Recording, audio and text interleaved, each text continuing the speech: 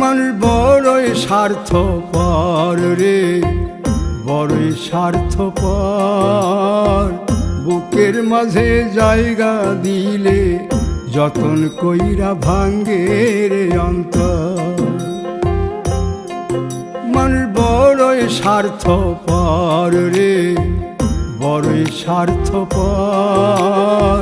বুকের মাঝে জায়গা দিলে যতন কইরা ভাঙ্গে রে অন্তর।